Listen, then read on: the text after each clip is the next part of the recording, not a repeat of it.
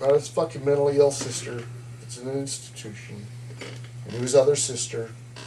Got to know them very well. Went over Randy? Yeah, we went over to her house and had dinner one time.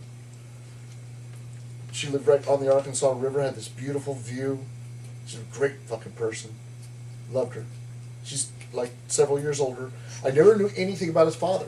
They never talked about his father and at the all. thing was, is the mom was peculiar. And The thing is that she was peculiar at home, but apparently she had her faculties together long enough that she could go to work, and she worked at that fucking liquor store over there on 47th.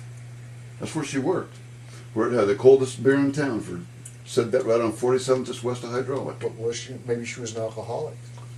That's why she was. Did you remember? I remember sitting there, and that apartment was so weird. Anyway, She reminded me the of a kitchen over here, and the black-haired living room, and then the bedrooms over this way. What's her and, name? And that Three's living Company, room. Mr. Roper's wife.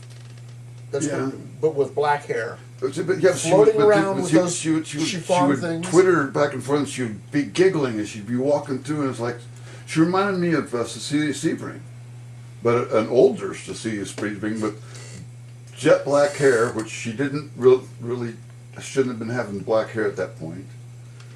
You know what's funny? I can't remember about his sister when we went out to the dinner. I met his sister when we were sitting there one time. She came over, and she wasn't pleased. We were very. Well, I mean, because Randy had his 3-foot bong out, and we were all sitting there There's smoking. something And about his mom was not there at the time, and high school. There's a connection that Randy and I made that I don't remember what it was in 10th grade, because I became friends with all those people at once in 10th grade, and we were all in English class together. Me, Mark Carlisle, Randy Pioletti, Doug Bolt, and Gary Gunselman, and how about Rogers? no, he's a year older than me. Never had a class with him.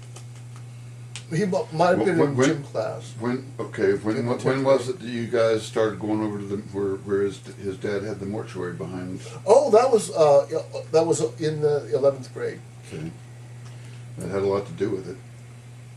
Oh, I know that's where everything built up. That's when I started meeting everybody. I knew Something everybody. happened I knew to everybody, Randy but that's around that when I time. started meeting everybody and hanging out a little bit more with everybody. That's when I met Doug Bolt, and I remember meeting Randy and him being really deeply involved in mathematics and Doug also.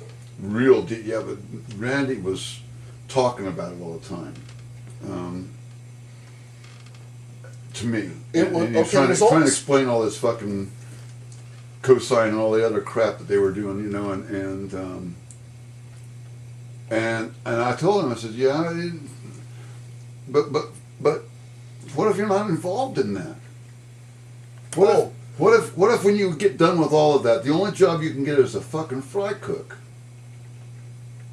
You end up like being out like Austin's dad, working at the college for years, and then getting frustrated and going to work for college. What if you're not quite that quality?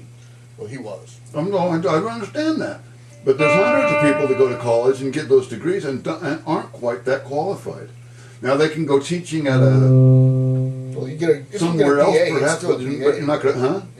If you get if your degree puts you where you can qualify for the Right, but once you get there and qualify, if you can't handle it, right. if you can't stand up there and give those lectures and do the teaching you're supposed to do. I don't know what Doug Bolt did. If he's ended up staying with the paper or if he went to teaching.